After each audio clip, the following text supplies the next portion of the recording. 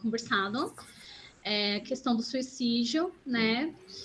E aí, ressaltando a contemporaneidade, né? Então, são os dias de hoje, tá? Então, a gente vai passar os slides aqui para ficar mais dinâmico, tá? Pode passar. O que é suicídio, né? Na verdade, o suicídio ele é um dos problemas mais sérios, né? Mais graves que nós temos hoje no mundo, tá? Então, ele é um problema de saúde pública, tá? O suicídio, na verdade, ele ocorre, né, através da morte devido a atos, né, contra si mesmo, né, que são danosos a ponto, né, de colocar um fim à própria vida. Tá? Então, a ideação suicida, ela é bastante confundida, né, pelas pessoas com o suicídio, tá? Então, assim, quando eu atendo pessoas com ideação suicida, o que significa? São pensamentos, né? São algumas pessoas elas planejam o suicídio, elas pensam, né? Elas conversam sobre o suicídio. Algumas pessoas idolatram a questão do suicídio, por quê? Porque são, na verdade, um ato de cogitar, né? A hipótese de suicídio. Ela é diferente do suicídio, porque o suicídio é um ato. A ideação, na verdade, são os pensamentos, né? Como a pessoa se comporta, como a pessoa se comunica, que indica que a pessoa ela tem interesse em cometer o ato, tá? Então, o suicídio é o fim, né? Quando a pessoa ela comete o ato, ela é permanente, e a ideação suicida são os comportamentos, ações, decisões e pensamentos, tá? Alguns transtornos, eles podem levar as pessoas ao suicídio, tá? Por exemplo, pessoas que têm depressão recorrente, né? Pessoas que têm transtorno de personalidade, né? Então, por exemplo, bipolaridade é um transtorno de personalidade, né? Transtorno de personalidade também da esquizofrenia, né? Porque ocorre aí, a pessoa, ela começa a escutar vozes, ela começa a ver vultos, e isso é um tormento, né, na mente da pessoa. Então, assim, alguns transtornos, eles podem ser, né, um risco de comorbidade para o suicídio, tá? Qualquer intenção ou tentativa de suicídio deve ser levada a sério. Então, assim, na nossa cultura, as pessoas, elas dão pouca importância. Agora que, na verdade, nós estamos trabalhando um pouco mais a questão do suicídio, né? A mídia está falando um pouco mais, mas as pessoas elas têm uma ideia muito errada do que é suicídio, né? Do que é a tentativa de suicídio.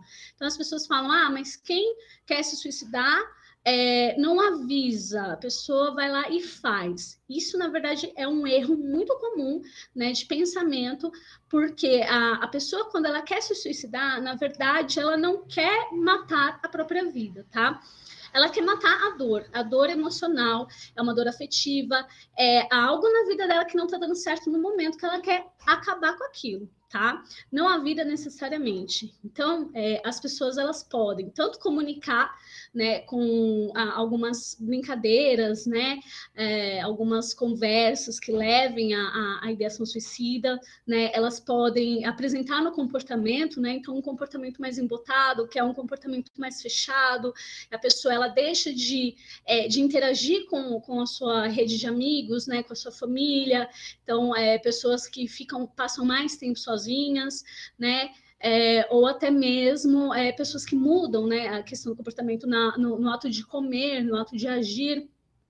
Enfim, tudo isso indica, tá, sinais de que a pessoa ela não está bem emocionalmente e de que a pessoa ela pode sim, né, cometer o suicídio. Então a pessoa ela não precisa avisar, olha, eu vou me matar, né? A pessoa ela simplesmente dá indícios de que ela pode vir, né, de que ela está pensando em cometer suicídio, tá?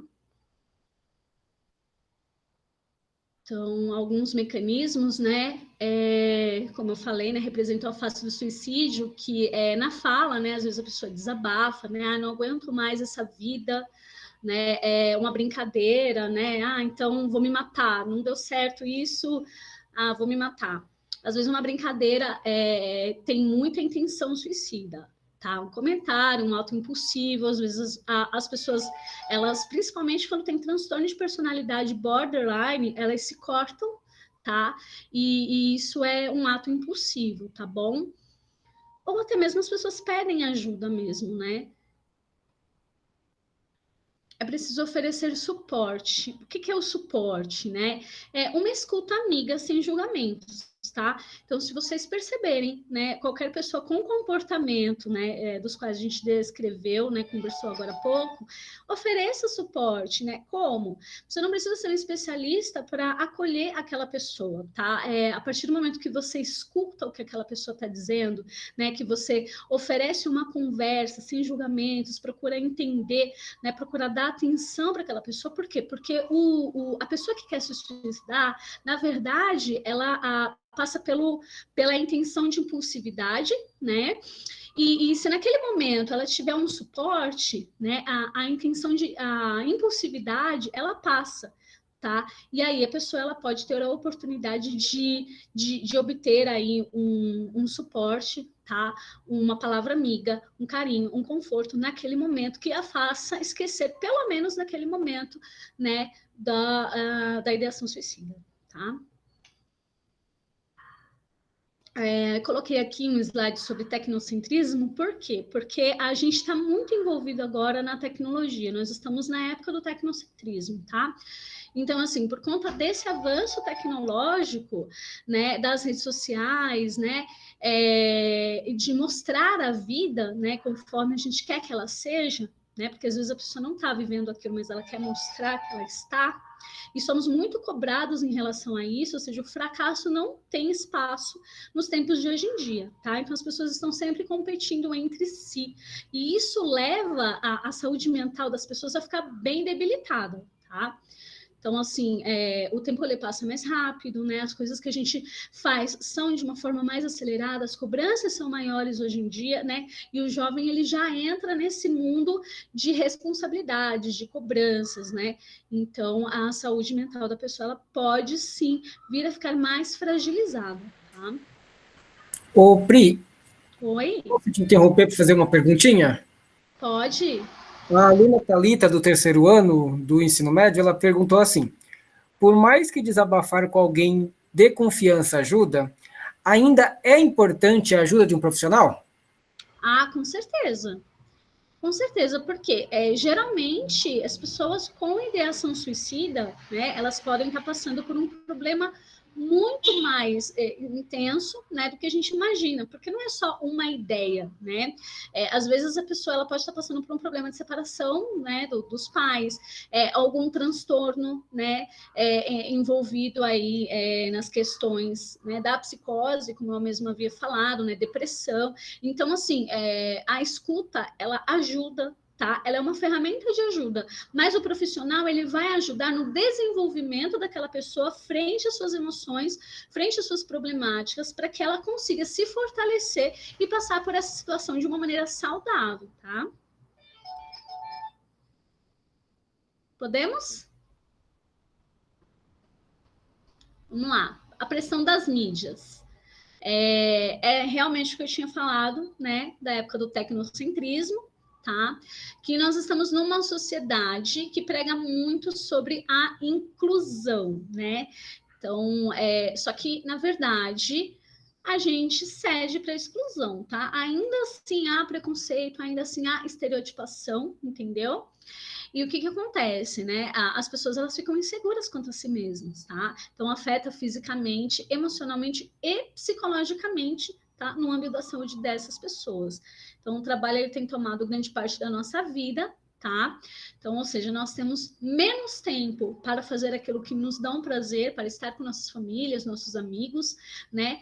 E mais tempo para se dedicar às responsabilidades. Somos muito mais sugados, muito mais cobrados, né? O tempo corre, né? E a gente precisa correr, né, contra o tempo, né? Então, acompanhando o tempo aí, mas de uma forma que a gente consiga fazer todas as nossas questões, resolver as nossas questões e trabalhar. Só que, na verdade, a gente sabe que o tempo está muito curto e as responsabilidades cada vez mais aumentando. Isso é o sujeito contemporâneo, está muito voltado ao tecnocentrismo, como a gente já tinha comentado. Hoje em dia, né, o penso logo existo foi trocado para o tenho, logo sou. Então, na época, né, dos filósofos antigos, pensar para existir. Hoje em dia, não. Se eu tenho, eu sou, eu existo. Né? E é a coisificação da vida, tá? Então, vocês estão vendo aí no slide, né?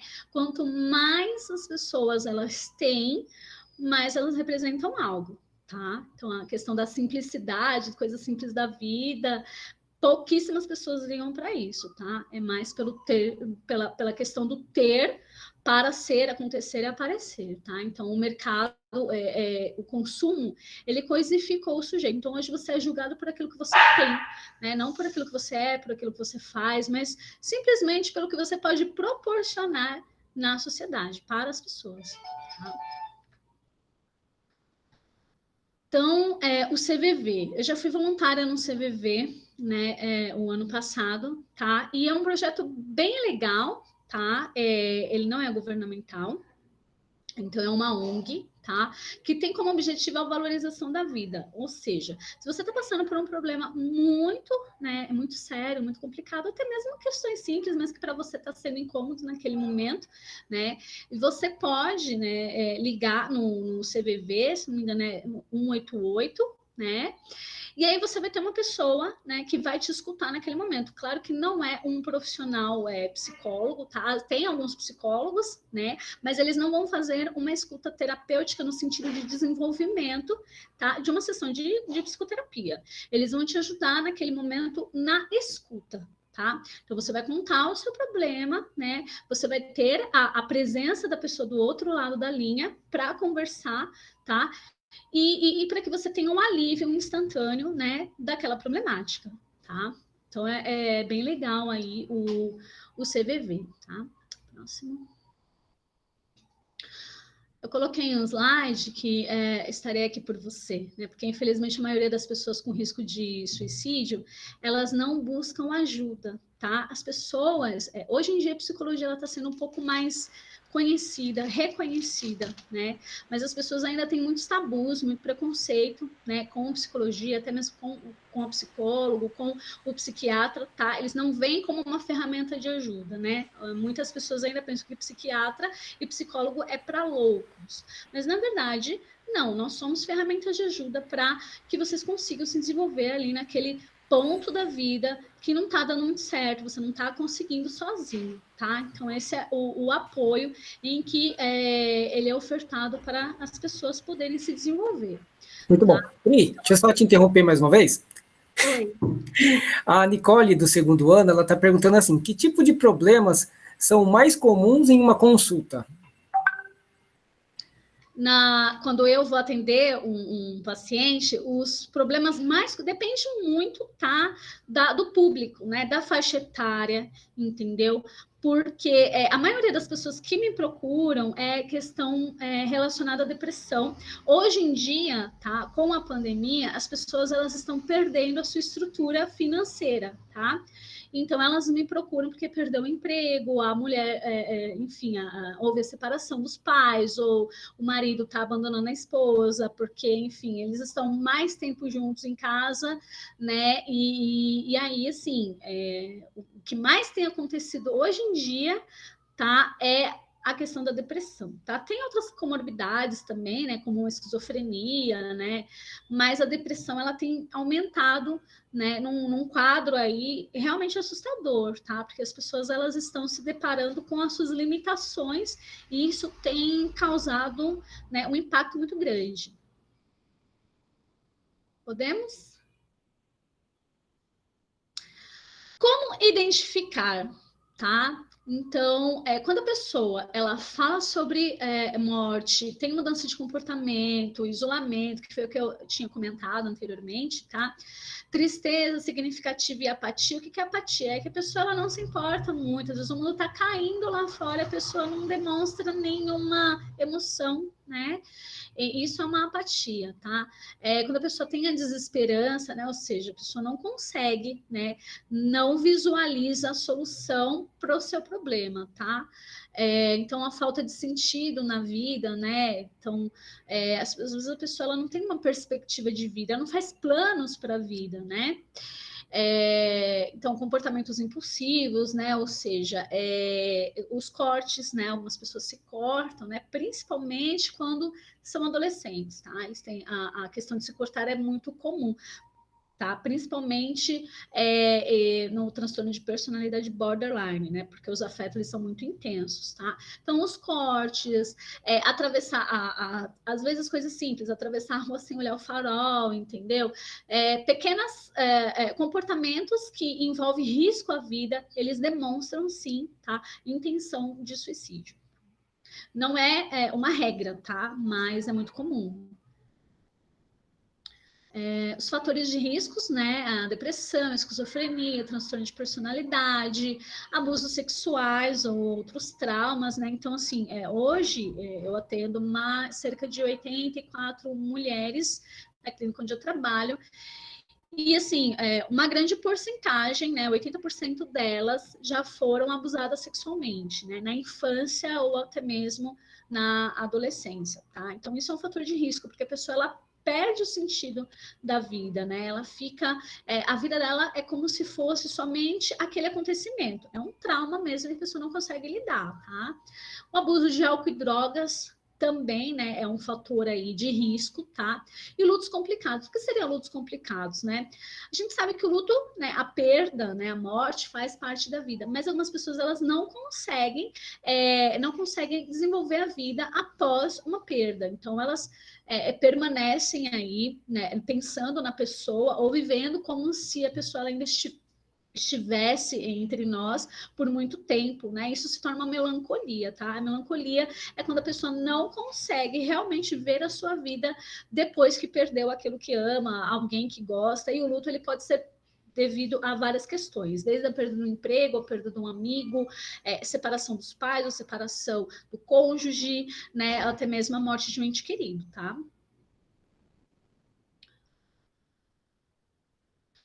Pessoas solitárias e desamparadas, sem família, estrutura, sem amigos, solteiras, não é uma regra, tá? Mas pessoas solteiras que vivem aí na questão da solidão mesmo, tá? São mais apáticas.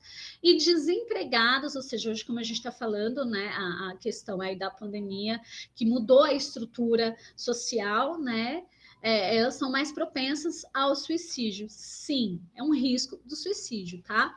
E ele representa um pedido de socorro, tá? Então, assim, as pessoas, né, muitas delas falam, a pessoa se suicidou, foi covarde. Na verdade, não é uma covardia, tá? Na verdade, o suicídio ele é um pedido de ajuda, ele é um pedido de socorro. A pessoa está enfrentando com tanta intensidade aquele problema que ela não consegue ver solução, tá? Então, o indivíduo ele quer acabar com a vida, e ele não quer acabar com a vida, tá? E sim com aquela dor que está fazendo sofrer, ou seja, com uma parte da vida que não está funcionando, tá? Então, a pessoa que idealiza ou tenta o suicídio dá sinais. Como eu falei, a ideação são os pensamentos, comportamentos, ações, falas, né? E o suicídio é o ato, tá? Então, o suicídio é uma forma definitiva de resolver um problema temporário, tá? E o tratamento ele é multidisciplinar, então envolve psicologia, envolve a psiquiatria, envolve grupos de apoio, né, que são voltados aí ao desenvolvimento da pessoa, a escuta amiga, como o CBV, por exemplo, tá? Então é isso. Vamos lá. Contemporaneidade. É o que a gente estava falando da questão do tecnocentrismo, né? Nós somos afetados pelas mudanças que ocorrem ao nosso redor. Tá? Então, a contemporaneidade são as formas de sofrer de hoje, né? No nosso tempo atual, tá? O mal-estar na cultura, como Freud mesmo disse, tá? Todo o tempo tem o seu próprio sofrimento, né? Então, antigamente, como Freud havia reparado, existiam as histerias, né? Onde as pessoas elas não podiam se expor tanto, né? E ficava ali conteúdos reprimidos, ou seja, escondia, né, suas emoções, seus sentimentos. Hoje em dia as pessoas se expõem demais, né? Então há um outro tipo de sofrimento, né? Então é a contemporaneidade, tá? Todo sofrimento psíquico é doença? Não. pois no decorrer da vida a gente sofre perdas, a gente sofre várias coisas que precisam ser digeridas, processadas, para que a gente consiga construir, né? Como a gente fala que o sofrimento nos ensina, realmente nos ensina. Não é todo sofrimento que significa uma doença, tá? Mas toda doença, ela pode estar envolvida na questão de sofrimento, tá? Então, as fontes de sofrimento do próprio corpo, né? A fadação, a decadência, a velhice. Tem pessoas que não aceitam que estão envelhecendo. E isso causa sofrimento. No nosso país, né, no Brasil, os idosos eles não são valorizados. Tá? É diferente como acontece no Japão, onde o idoso ele é visto, né, como uma pessoa muito importante para a cultura deles. Aqui no Brasil não acontece a mesma coisa. Então você vê muitos idosos, sim, cometendo suicídio, você vê muitos idosos fadados aí à depressão, tá? Porque realmente é uma cultura que não valoriza, não respeita, e a gente sabe disso. Né? Porque assim, se você tem que colocar uma lei, né, onde a pessoa que é idosa, ela precisa ter preferência nas filas, preferência ao sentar no banco, realmente é porque as pessoas elas precisam de uma lei para poder respeitar, né? Senão elas não respeitariam. Tá? E é isso. Acabamos a nossa palestra. Se quiserem perguntar mais alguma coisa, estou aqui disponível. Muito bom. Alguém tem alguma pergunta para fazer? Eu? Pode falar, Gi. Falar com ela que eu tinha um amigo que ele tem todos esses traços suicidas e, infelizmente, eu não pude continuar ajudando ele porque eu fui ameaçada por ele. Infelizmente, eu não pude continuar ajudando, mas ele tinha todos esses traços. Aí, infelizmente, eu não pude continuar ajudando. Hoje eu não tenho mais contato com ele. Tá. Tem que identificar, verificar se ele tem alguma comorbidade psiquiátrica, tá? Porque se ele te ameaçou, né? E de que forma ele te ameaçou, né? Porque tem que identificar isso. O que eu oriento geralmente, tá? Quando eu atendo algum adolescente e ele indica ideação suicida, claro que a gente tem aí a ética, né, na escuta terapêutica. Só que diante disso, quando eu percebo, né, que a pessoa ela vai atentar contra a própria vida ou contra a vida de alguém, eu comunico a pessoa mais próxima dele, tá? Então, os pais, pessoas que estão ali como cuidadoras, pessoas próximas, familiares, é importante essa comunicação, tá? Porque às vezes a gente realmente não vai conseguir ajudar diretamente, mas indiretamente a gente consegue fazer aí a gente consegue interferir de alguma forma, tá? Então, eu falei com a irmã dele, né, sobre isso, falei que ele precisava de ajuda, só que eu também fui atacada por ela. Aí eu fiquei de mãos atadas, eu fiquei assim, eu não sei mais o que eu faço, entendeu? Tá. Mas você foi atacada de que forma? A família não aceita que você foi comunicar? O que aconteceu? A irmã dele não aceitou que eu disse que o irmão precisava de ajuda e ela falou que quem precisava de ajuda sou eu, a louca era eu. E, enfim, foi nessa parte grosseira. Entendi. Nesse caso é muito complicado, porque a gente só pode ajudar também quando a pessoa se permitir, tá? A gente não consegue interferir na vida do outro se o outro não se permite. Algumas coisas a gente consegue fazer, que é comunicar, né? Avisar alguém da família, tirar a responsabilidade sobre os nossos ombros, né? Porque nós tentamos ajudar, mas se a pessoa não quer ser ajudada e você sabe que ela está correndo risco, você também não pode colocar a sua vida em risco, né? Então, assim, a sua parte você fez, né? Força para ele vai precisar procurar atendimento, enfim, você apresentou as ferramentas de ajuda, que era escuta, né? Falou com a família, mas se ele não aceitou e a família não considera essa possibilidade, então não há muito o que fazer, tá? Sim. Mas fique em paz, a sua parte você fez. Sim, eu estou tranquila em relação a isso, né? Sim, exatamente. Mas se chegar ao ato de verdade, você realmente, e isso te afetar profundamente, e você precisar aí de um suporte, procure as ferramentas de ajuda, tá? Ou o CVV, ou um psicólogo, grupos de apoio, para que você possa se fortalecer, tá? Porque, na verdade, quando alguém que a gente conhece, o suicídio, na verdade, é espantoso demais, né? A gente sabe que todos nós vamos morrer, mas ninguém espera, né, que alguém vá tirar a própria vida. Então é muito impactante, a gente fica realmente muito fragilizado, né? Então, se chegar a ocorrer, né, e isso te impactar de uma forma que enfim, prejudique a sua vida, é importante que você procure ferramentas de ajuda para conseguir se cuidar, tá? Mas a sua parte perante ao seu colega você fez, então você tem que ficar com o coração tranquilo, tá bom? Pri, a Nicole, ela perguntou uma coisa bem interessante. Quem sofre de ansiedade tem possibilidade de entrar em uma depressão? Com certeza, tá? A ansiedade, ela muitas vezes é acompanhada de uma depressão. A ansiedade, na verdade, ela é o excesso de futuro, né? É onde a pessoa ela perde o controle da própria vida, tá? E ela pensa muito no que vai acontecer, no que pode acontecer, né? E aí a pessoa ela se sente totalmente impotente perante essa questão aí de futuro. Tá? Então, geralmente, né, a pessoa que tem ansiedade, ela apresenta sintomas físicos também, né? Aceleração cardíaca, sudorese, pensamentos ruins, né? Então, a pessoa ela perde o sono, tá? E tudo isso impacta na saúde dela. Então, sim, a pessoa ela pode desenvolver a depressão, sim. Ó, a Thalita, do terceiro ano, ela escreveu o seguinte: eu nunca tive ajuda da minha família, nem mesmo quando eu passava por psicólogo, e de tanta insistência para mim passar, porque diziam que eu estava gastando o dinheiro e acabei parando. Então, essa falta de entendimento da família não me deixa pedir ajuda que eu sinto. Eu preciso da ajuda que eu sinto que eu preciso, porque a gente se sente sozinho e não dá. É bem isso que a pessoa sente mesmo, né, Pri? Sim, é uma solidão, né? É uma falta de suporte.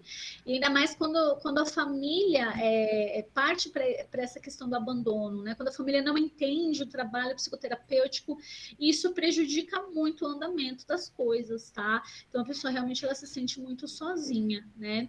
É claro que, né? Se a pessoa for menor de idade, ela vai precisar de um suporte financeiro aí para arcar com a psicoterapia, mas também há universidades que fornecem o atendimento gratuito, tá? Então, a Unip, né, é uma das opções que a pessoa pode procurar, ela vai passar por uma triagem, né? Dependendo do quadro clínico, ela vai ficar ali mesmo, sendo acompanhada por profissionais, né, que, na verdade, são estudantes de psicologia, que tem todo um aval aí, né, de coordenação e tudo mais, para poder trabalhar com essa pessoa, tá? E tem também os CAPs, né? Os CAPs eles dão suporte, tá, para várias comorbidades, né, psicológicas, psiquiátricas e podem ajudar essa pessoa. Tem o CVV, né, que é para uma escuta, enfim, imediata, tá? E é isso, né? E tem alguns atendimentos, alguns psicólogos que fazem atendimento a preço social, tá? Algumas igrejas católicas tem psicólogo que eles atendem o público a um valor social representativo, né? Então, assim, tem várias formas, né, de conseguir ajuda, mas quando se é muito jovem, né, e depende da família, a situação fica mais complicada, tá? Mas tem, no Facebook tem muitos grupos também que falam sobre ajuda terapêutica, né, que falam sobre depressão e as pessoas elas podem se ajudar, tá? Então, hoje em dia, a comunicação está melhor, né? Mas infelizmente algumas pessoas, né, não conseguem entender, né? E é muito difícil quando a família não consegue te prestar esse suporte e ainda reclama, né, do investimento que você está fazendo para sua saúde mental. Isso realmente é bastante triste, é complicado, mas você não está sozinho, tá? Ó, a Juliana, do primeiro ano, ela disse o seguinte: tem uma amiga que ela tem começo de ansiedade e passou por muitas situações que afetou ela, mas não tem a liberdade de falar com a família. Como posso ajudar ela melhor?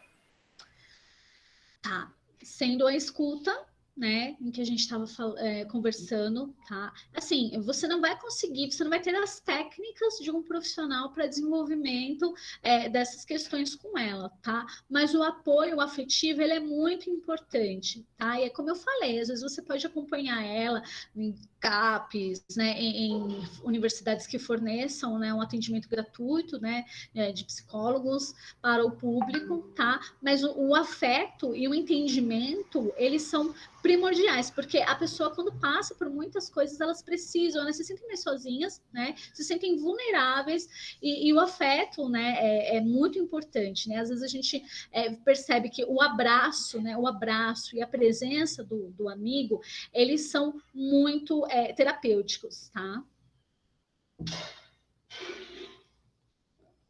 Mais alguma pergunta? Pri, uma pergunta. Diga.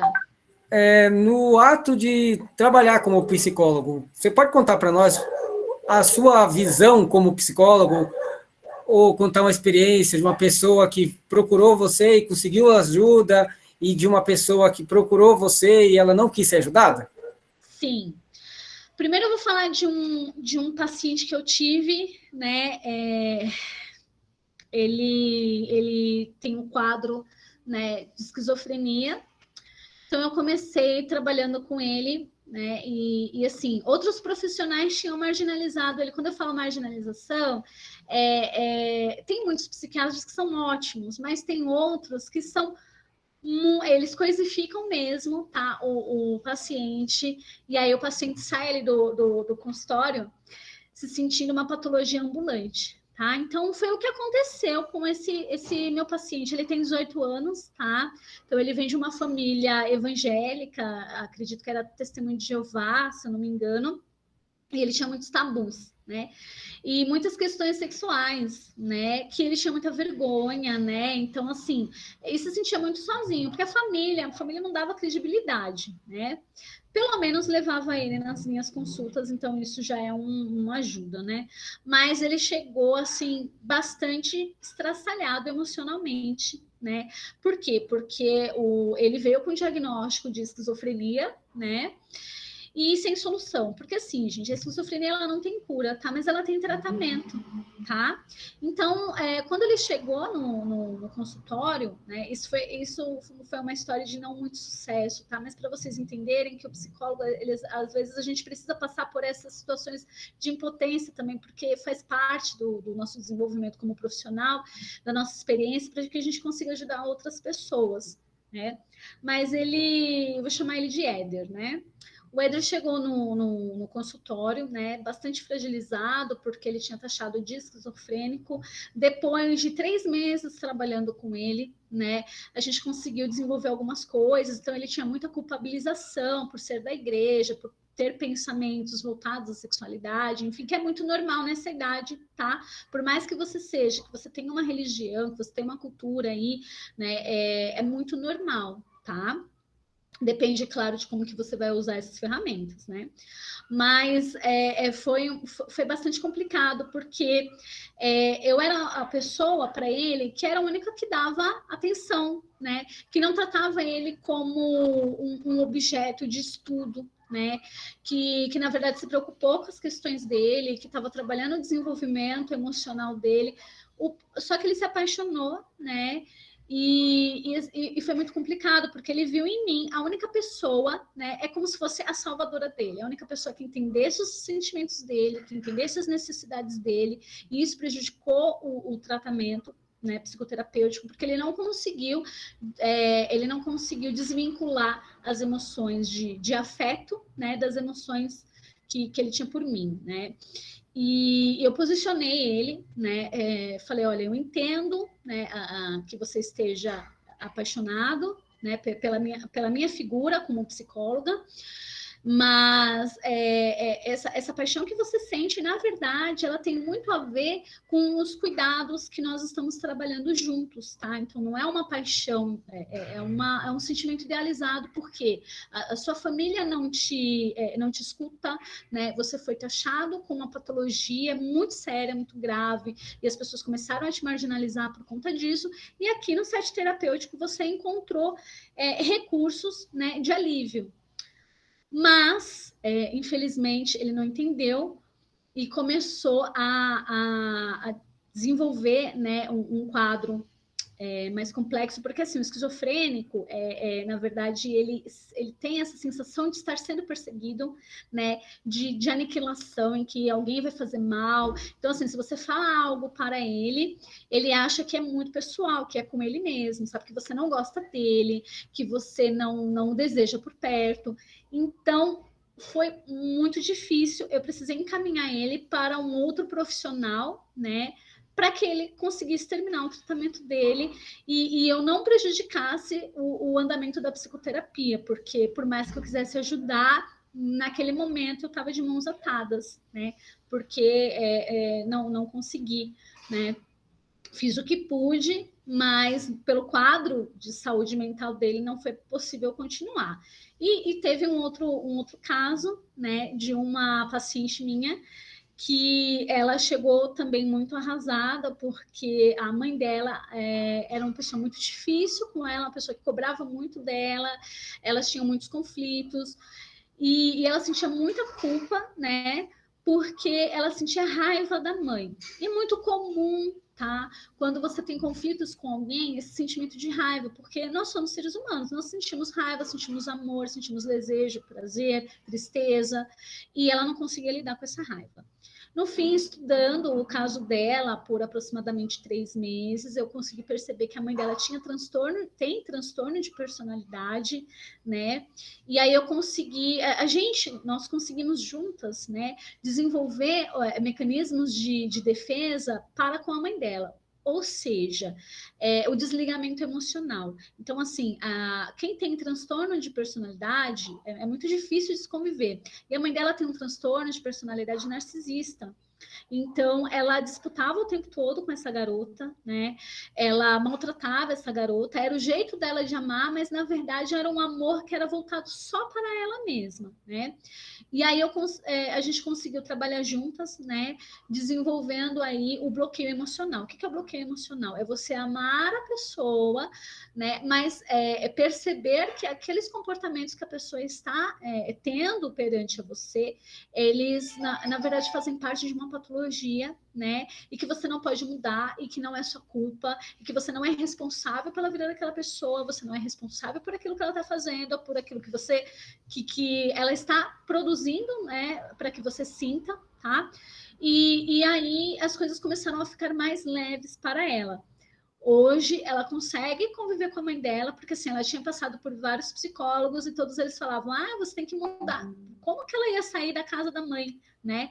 Ela é muito nova, ela estava estudando, enfim. Para você sair da casa dos seus pais, você tem que ter uma estrutura bacana para você pagar um aluguel, para você poder, enfim, se manter, né? E não era possível para ela naquele momento. Então, a partir do que nós trabalhamos sobre desligamento emocional, ela conseguiu conviver no mesmo ambiente que a mãe dela, né?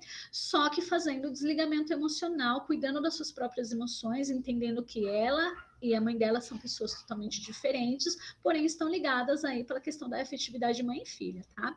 Então, assim, foram 2 casos que mexeram muito comigo, né? Que foram bastante complexos, né? Tem outros casos também, tem casos em que enfim, o adolescente se cortava e hoje em dia ele está melhor com a medicação, tá? Porque pessoas que têm essa ideação suicida, elas precisam de um acompanhamento, tá? É voltado para a medicação, porque é uma questão orgânica também, a depressão é uma questão orgânica, tá? Então, assim, tem casos que são muito especiais, né? Que eu já trabalhei que são muito especiais para mim.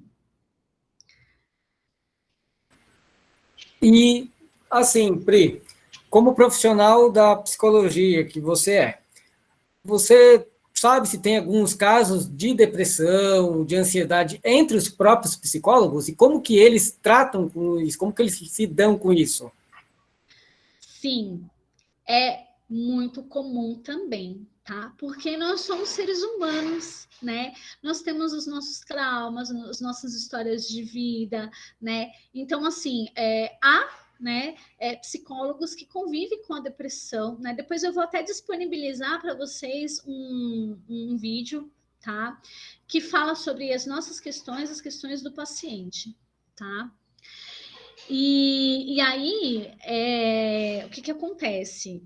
A gente tem que lidar com as nossas próprias questões. Então, o psicólogo, que é psicólogo bom, ele faz psicoterapia com outro psicólogo, tá? Então, é como se a gente pegasse a nossa batata quente e fosse passando batata quente, e assim, o meu paciente passa batata quente para mim, eu tenho que passar, né, a minha batata quente para outro psicólogo para poder me trabalhar também, porque eu sou uma pessoa, né, um ser humano que sente, que chora, que fica com raiva, entendeu? Então não é todo momento que eu vou estar falando assim, olha, gente, então, tem momentos que eu vou estar muito estressada, tem momentos em que eu vou passar por traumas, né? E assim, tem os meus traumas de infância, tenho a minha história, então todo psicólogo é um ser humano como vocês, tá? E eles precisam também de um acolhimento, tá? Então a gente, psicólogo, precisa de um outro psicólogo para se desenvolver, tá? Então é muito comum, sim, psicólogo se suicidar, acontece, né? Teve uma época em que eu estava estagiando num hospital psiquiátrico em Pirituba e um belo dia eu encontrei a minha colega de sala, que estava comigo no 7º semestre de psicologia, internada no hospital psiquiátrico, totalmente louca. Então, assim, é possível? Claro que é possível, nós somos seres humanos, né? Teve uma outra vez também que, infelizmente, uma das nossas colegas se jogou do 7º andar da faculdade e chegou a óbito, né? Foi suicídio. Então, assim, dependendo de como a pessoa estiver emocionalmente, não é porque ela é psicólogo, enfim, isso não interfere. Eu não sei se vocês já assistiram Hannibal, mas esse filme é muito especial porque ele conta a história de um psiquiatra que ele é um psicopata, né? E eu estava na faculdade, na época, eu falava para um professor meu de psicopatologia, eu falava, mas como é possível? O cara, ele é um psiquiatra e ele é um psicopata, ele é um doente. E aí o meu professor falou assim, olha, ele é um ser humano, né? Então, assim, nós temos as nossas questões também, que elas precisam ser avaliadas e tratadas com muito carinho, tá? A Júlia, do primeiro ano, ela faz uma pergunta, e eu achei bem interessante essa pergunta. Em questão da profissão de psicóloga, os problemas dos pacientes podem afetar o psicológico do profissional? Podem sim, tá? Por exemplo, né? Eu atendi esses dias uma moça, né? Que ela é viciada em álcool e drogas, então eu estava na clínica, eu atendi ela. E aí a gente tem que fazer aquela famosa pergunta, né? Você já tentou suicídio? Você já pensou em suicídio? Você já foi abusada? E aí ela contou: sim, eu fui abusada aos 9 anos de idade por um tio meu. Eu tenho uma filha de 9 anos de idade. Então, assim, foi muito impactante. Eu fiquei muito triste, continuei o atendimento, né? Conversei com ela, mas eu fiquei pensando naquilo o dia todo, né? E pensando na minha filha, tá? Então, assim, eu não posso levar o meu problema para o ambiente terapêutico, né? O setting terapêutico, mas eu posso sentir aquilo como se fosse um problema para mim também, né? E aí, o que eu fiz? Eu liguei para minha psicóloga, para minha analista, marquei uma sessão com ela e a gente conversou sobre isso, porque me atravessou, me impactou, né? E isso é muito comum, vai acontecer, aconteceu esses dias, vai acontecer novamente, entendeu? Então é muito, muito comum. Às vezes as suas questões podem sim impactar o psicólogo e é por isso que ele precisa procurar também o seu psicólogo para se desenvolver, para conversar e para poder aí direcionar o seu atendimento de forma muito responsável, né, de forma muito honesta, né, e profissional, tá? Mas sim, pode acontecer, porque somos seres humanos, né? Então, sim. Outra pergunta, na sua opinião, a Nicole que está fazendo, existe algum culpado para essas pessoas cometerem suicídio? Não existe culpa, tá? porque as pessoas, elas têm as suas histórias de vida, tá? Então, por exemplo, o pai abusou da filha e a filha tinha, sei lá, 5 anos e aos 10 anos ela se suicidou, porque é muito comum crianças se suicidarem, tá? Ainda mais em países bem desenvolvidos, como, por exemplo, o Japão, enfim, é comum por conta da pressão social e tal. O pai é culpado? Não, necessariamente, tá? O pai, ele é um responsável, tá? Por aquele trauma, mas não existe culpados, né? As pessoas, elas têm as suas histórias de vidas, têm os seus mecanismos de defesa, né? Ou seja, tem os seus traumas, né? Tem as suas complicações, as suas doenças, tá?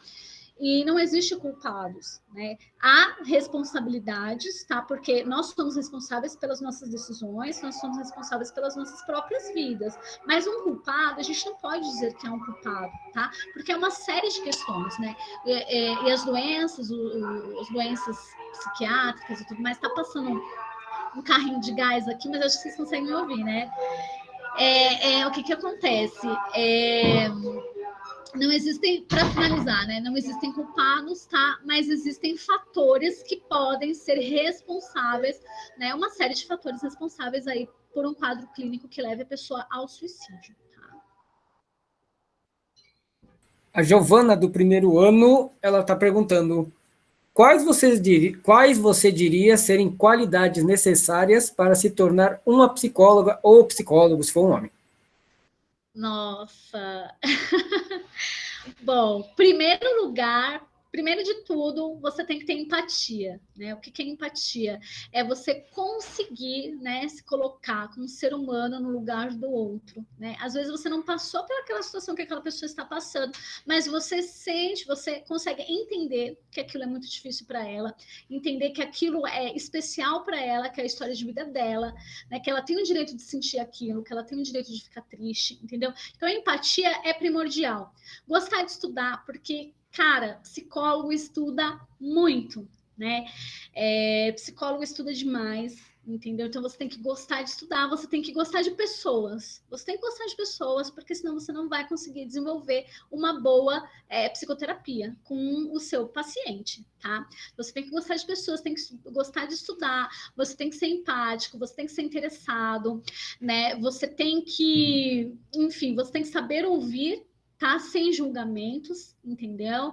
E isso constitui, tá? Uma pessoa que está apta a fazer psicologia, né? E com o decorrer do curso, né? Você vai descobrindo aí outras questões que você pode agregar aí na sua prática, tá? Mas primeiro de tudo, empatia e gostar de gente. Se você não gosta de gente, não seja psicólogo.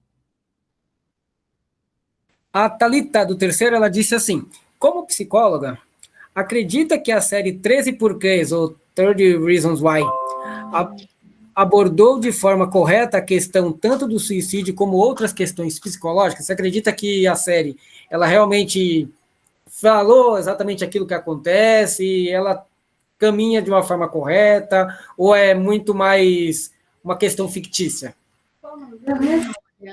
Não é fictício, né? Porque, assim, na verdade, foi uma dramaturgia, né, que a Netflix produziu aí para que as pessoas entendessem um pouquinho do que é o sofrimento, tá? Do que são os traumas e tudo mais. Você viu que a menina ela foi abusada, né? Ela foi descredibilizada. Então, assim, teve toda uma. Todas essas questões levaram ela a se suicidar. Claro que a forma como ela fez foi uma coisa muito, muito dramática, né? Claro, uma dramaturgia, enfim, tinha que ter uma pitada aí de drama. Mas, assim, algumas pessoas que estão com ideação suicida ou que se suicidam, elas tendem a culpar alguém, tá? E o que ela estava fazendo? Culpando todas as pessoas, né, que fizeram ela sofrer. Tá? Mas na verdade ela já tinha indícios, né? Porque a pessoa ela já demonstra indícios, né? Era uma pessoa sozinha, né? É uma pessoa mais, enfim, mais tímida, né? Se culpabilizava demais, então tem uma parte, né? Que ela pega o dinheiro da mãe para pagar não sei o que, ela deixa em cima do carro, né? E depois ela movimenta com o carro e o dinheiro acaba caindo no chão, ela fica se sentindo a pior pessoa do mundo, né? Então já mostrava indícios de que ela não estava bem emocionalmente, tá? O que aconteceu, o abuso e tudo mais, foram só ali para complementar, né? As consequências do suicídio. Só que o que ela fez foi culpabilizar as pessoas, tá? Então, assim, foi bem forte, né? E realmente existe, tá? Pessoas que eu atendo, né, pacientes na clínica, que elas contam, eu vou me matar, eu vou escrever uma carta e é culpa do meu pai, Então, assim, geralmente, algumas pessoas, elas culpabilizam, né? E elas têm aí um comportamento que ele é mais voltado para a questão narcísica também, né? Então, assim, elas não pensam no outro, elas pensam em si mesmas, tá? E foi isso que a série mostrou, né? Eu não vejo como uma forma exagerada, tá? Porque é uma dramaturgia, né? Eu vejo como uma coisa que acontece na realidade, tá? É igual quando você pega um filme fragmentado, tá? Nossa, mas tem 23 personalidades, é daquele jeito? Não, gente, não é. Mas representa muito do que pode acontecer, tá? Então, assim, quando vocês pegam uma dramaturgia, vocês têm que verificar que aquilo tudo não é totalmente a realidade, mas há indícios, tá? Que eles se voltam para a realidade, porque você tem que formar um pensamento crítico sobre aquela coisa, né? Então, assim, ela tinha um sofrimento, ela queria culpabilizar e ela fez todo um cenário para que isso fosse concretizado, tá? Ela não estava bem, tá? Perfeito. A Nicole, ela perguntou o seguinte: o que te levou a escolher essa profissão? Nossa, essa pergunta foi uma pergunta muito, muito criativa, muito bacana, muito especial, tá? O que me levou à profissão, na verdade, eu escolhi quando eu tinha 6 anos. Sim, eu escolhi ser psicóloga aos 6 anos de idade. Parece mentira, mas não é. Por quê? Eu perdi o meu pai aos 6 anos de idade, né? E a minha mãe, ela tem transtornos de personalidade e ela me batia muito quando eu era criança, né? E, na verdade, a única coisa que aconteceu que foi assim, quando eu perdi meu pai, eu não consegui fazer o luto, né? Quando a gente faz o luto é quando a gente entende o processo, né? Quando a gente entende que aquela pessoa morreu e tudo mais, é um processo natural. E eu não consegui fazer o luto porque nunca ninguém, por isso que é importante você falar com crianças pequenas sobre a questão da morte, da perda, enfim, porque nunca ninguém tinha me comunicado o que era morte, nunca tinha visto, nunca tinha passado por isso. De repente, um belo dia, meu pai estava em casa e ele foi para o hospital e falou assim: papai, volta para a gente brincar. No outro dia, cadê meu pai? Não estava mais lá, eu não entendi o que tinha acontecido, né? E geralmente as crianças pequenas, quando acontece uma morte, elas não são elaboradas para isso, elas costumam se culpar. Então eu achava que a culpa era minha, porque eu fazia muita bagunça, eu falava, pai, volta, que eu nunca mais vou fazer bagunça, enfim, eu não conseguia elaborar bem esse luto. E um belo dia, minha irmã mais velha, ela fazia psicologia na época, e ela me trouxe uma revista, né? Na época eu já sabia ler.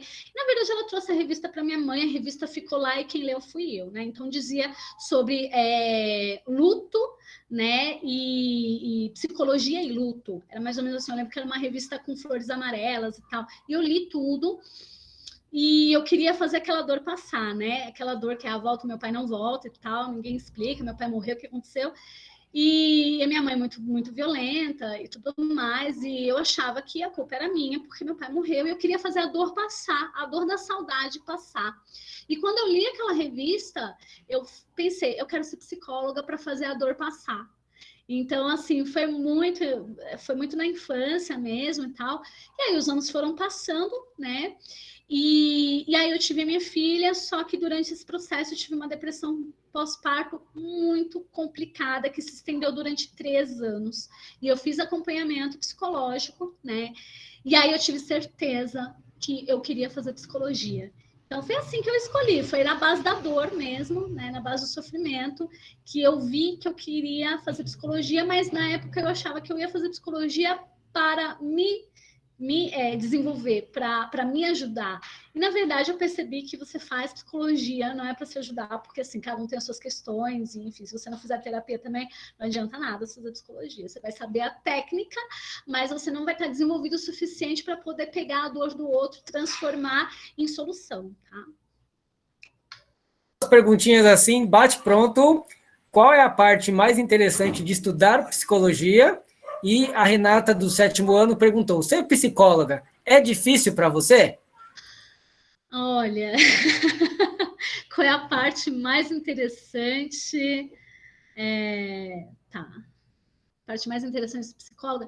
Gente, eu acho que a parte mais interessante é quando você vê a mudança acontecer no outro, tá? Porque a mudança acontece no outro, acontece um pouquinho em você também, sabe? Você começa a se desenvolver como pessoa, isso é incrível, isso é maravilhoso, né? É muito interessante.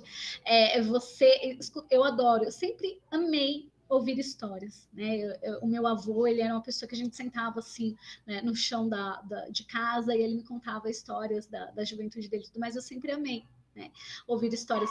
E eu amo escutar as histórias dos meus pacientes, né? Aquilo para mim é muito especial. E a gente pegar a história e pegar pontos em que a pessoa, pontos cegos da pessoa, ou seja, a pessoa não está enxergando solução, e você mostrar para ela, né, opções, perspectivas, e depois ela voltar, né, com o exercício pronto, porque eu passo os exercícios nas sessões e falo: olha, essa semana aqui você vai fazer tal coisa, vamos testar. Tentativa e erro, isso é muito interessante. Então, o mais interessante é você conseguir desenvolver as pessoas, né? E isso é muito bacana. E se é difícil para mim ser psicóloga, cara, não é fácil, mas também não vou dizer que é difícil. Para mim é incrível, é maravilhoso. Eu amo o que eu faço. Eu não me vejo fazendo outra coisa na vida, porque, na verdade, eu sempre fiz isso, que foi conversar com pessoas, tentar procurar entender a dor. Eu sempre estudei muito, né, sobre as questões da mente humana, me atrai realmente. Eu falo que tem casos que são muito difíceis de se trabalhar, tá? Mas esses casos são os que mais me ajudam a me desenvolver como ser humano, tá? Porque a gente não é um ser humano pronto, a gente está sempre em evolução, sempre em desenvolvimento, tá? E assim, é bastante complicado, tá? Porque a psicologia não é uma profissão muito, muito bem reconhecida ainda, né? As pessoas, elas preferem gastar, né, R$ 200 num shopping num dia do que pagar uma sessão para desenvolvimento das suas próprias emoções e desenvolvimento pessoal, tá? Então, eu não falo que é difícil, mas eu falo que é gratificante, né? Eu falo que eu amo o que eu faço, tá? Eu passo por muitas dificuldades, por muitas complicações, mas isso me faz viva, tá? Então, assim, eu não me vejo fazendo outra coisa.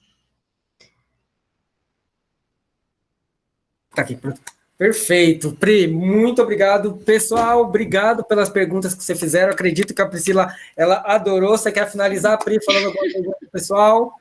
Eu amei, tá? Estar com vocês nesse bate-papo. Para mim foi muito especial, tá?